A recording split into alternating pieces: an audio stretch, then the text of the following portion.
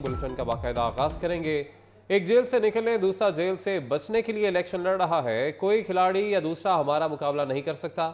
Chairman Bilawal Bhutto Zardari की कोहाट में घन गरज। वर्कर्स कन्वेंशन से खिताब करते हुए कहा कि कोई तैयार हो ना हो, हम इलेक्शन के लिए तैयार हैं। कुछ लोग जाती मसाइल के हल के लिए इलेक्शन लड़ रहे हैं। बिलावल भुट्टो जरदारी ने कहा कि कायदे अवाम के कत्ल का रेफरेंस 12 साल बाद समाअत के लिए मुकर्रर हो गया। बताना पड़ेगा जुल्फिकार भुट्टो कत्ल के सहूलतकार कौन थे।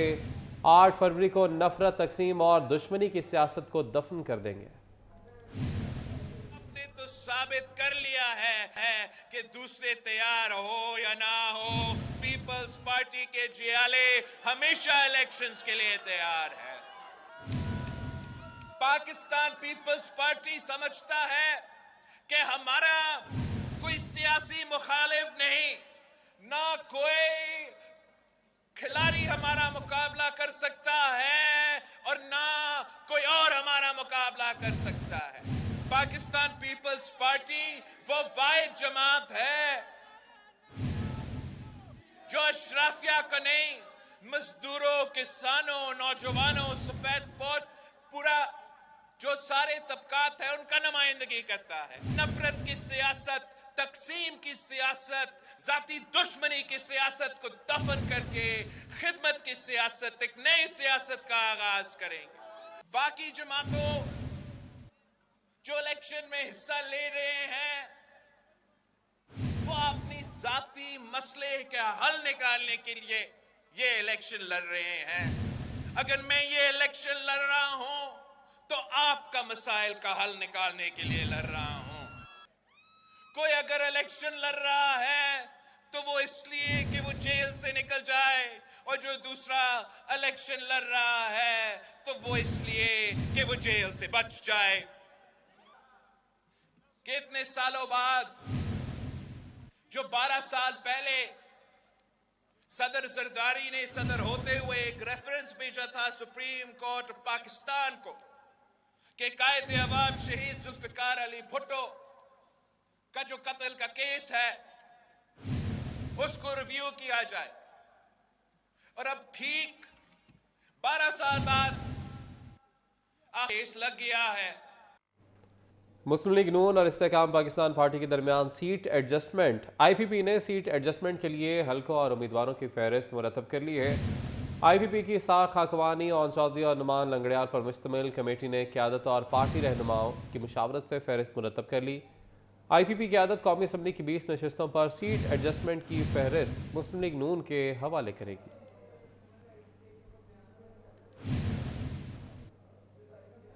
चेयरमैन सेनेट सादिक संजरानी ने सेनेटर शौकत तरीन का इस्तीफ़ा मंजूर कर लिया है। सेनेटर शौकत तरीन ने दुबई में चेयरमैन सेनेट से मुलाकात में इस्तीफ़ा दिया। बात करेंगे हमारे नुमाइंदे उस्मान खान से। जी उस्मान, बताएगा। जी बिल्कुल, साबिक वफाकी वज़ीर ख़जाना और सेनेटर शौकत तरीन का जो सेनेट से इस मुस्ताफ़ी होने का जो इस्तीफ़ा था वो चेयरमैन सेनेट सादिक संजरानी ने मंजूर कर लिया है।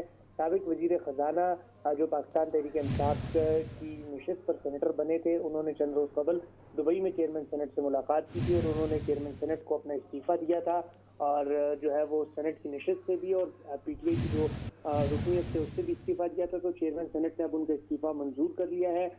जो साबिक वफाकी वज़ीर ख़जाना है शौकत तरीन, वो 9 मई के वाक़े के बाद से रोपोश थे और चंद रोज़ कबल वो मंजर आम पर आए। उन्होंने पाकिस्तान तहरीक इंसाफ की रुकनीत और सेनेट ऑफ पाकिस्तान की मेंबरशिप से भी इस्तीफ़ा दिया था, और वो सेनेट का भी इस्तीफ़ा है वो आज जो है उनका मंजूर कर लिया गया है। जी बहुत शुक्रिया उस्मान अपडेट करने के लिए।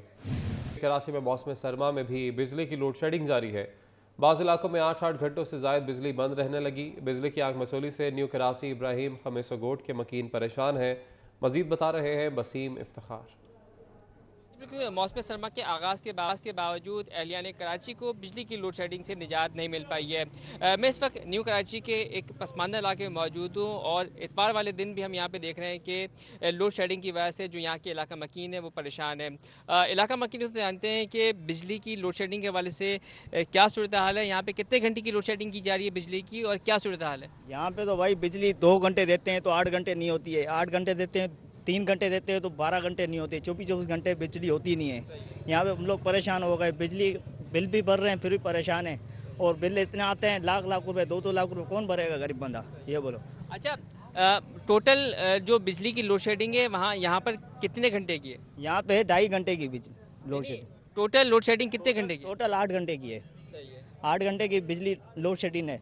उसके बाद भी अलावा रात को 12 बजे चले जाती है तो 4 बजे आती है, वो अलग होती है। इलाका मकीन इब्राहिम गोट के जो कि न्यू कराची में मौजूद है और यहाँ के मकीनों का ये कहना है कि इतवार वाले दिन भी जो है वो बदतरीन लोड शेडिंग की सूरत हाल का सामना करना पड़ता है और मजमूई तौर पर यहाँ पर 8 घंटों से ज़ायद की लोड शेडिंग है। के इलेक्ट्रिक हुकाम को जो शिकायती मराकज़ हैं वहाँ पर शिकायत की है, लेकिन ताहाल उन शिकायत का अजाला नहीं हो सका है। लोड शेडिंग के बावजूद भी हज़ारों रुपये के जो भारी भरकम बिल है उनकी अदायगी करते हैं। दूसरी जानब के इलेक्ट्रिक का मौक़िफ़ यह है कि कराची में कहीं पर भी जो है वो गैर एलानिया लोड शेडिंग नहीं की जा रही है। अगर कहीं पर तकनीकी ख़राबी आती है या फिर केबल फॉल्ट आते तो उनको लोड शेडिंग से तजबीह ना दी जाए। कराची के वो इलाके जहाँ पर बिजली चोरी होती है वहाँ पे उन इलाकों की सूरत के मुताबिक लोड बैलेंसिटी है। जी बहुत शुक्रिया अपडेट करने के लिए। हफ्जाबाद में सीपेक मंसूबे के तहत बनने वाली गुजरांवाला मोटरवे पर कायम तजावजात के खिलाफ ऑपरेशन, इंतजामिया और पुलिस की भारी मशीनरी के हमरा तजावजात गिरा रही है। बात करेंगे हमारे नुमाइंदे मियाँ मजहर से। जी मियाँ मजहर, तजावजात जो है वो गिराई जा रही हैं, हटाई जा रही है, इस पर मज़ाहमत देखने में तो नहीं आई?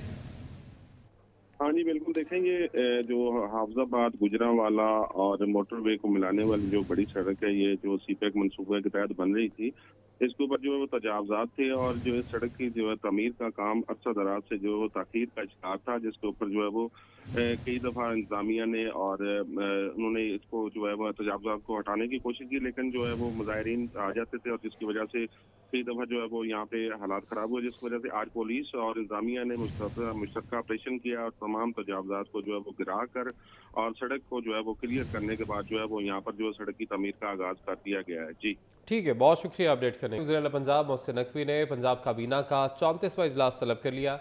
पंजाब काबीना का इजलास आज रात वज़ीर-ए-आला ऑफिस में होगा। इजलास का 6 निकाती एजेंडा जारी कर दिया गया है। वज़ीर-ए-आला पंजाब मोहसिन नकवी ने पंजाब काबीना का 34वां इजलास तलब कर लिया है। पंजाब काबीना का इजलास आज रात वज़ीर-ए-आला ऑफिस में होगा। इजलास का 6 निकाती एजेंडा जारी कर दिया गया है।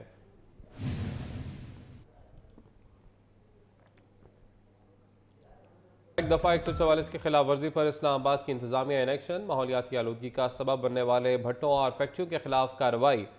मजिस्ट्रेट सदर का भट्टों और फैक्ट्रियों की चेकिंग के लिए मुख्तलिफ इलाकों का दौरा। बात करेंगे हमारे नुमाइंदे तैयब सैफ से।